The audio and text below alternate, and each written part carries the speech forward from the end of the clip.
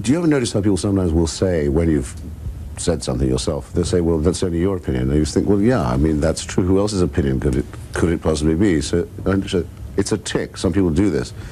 That's my reply to that. As to assertions of fact, yes, I do, and the book contains one or two of those. I mean, the most, so to speak, damning or horrendous accusation I make against the president, which I've made elsewhere and in print and on the air, that he did wag the dog over Khartoum in August and Afghanistan in August and Iraq in December.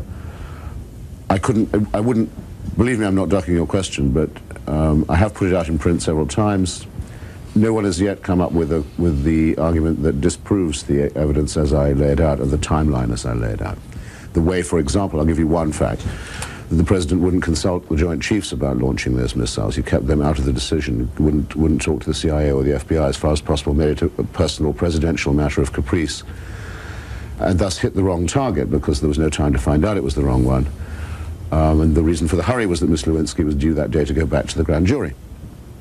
Things like that. Do you know how many people who've been asked to testify before the Senate Committee on the campaign finance scandal, which may turn into the greatest scandal of all time if it turns out to be connected to the Chinese People's Republic?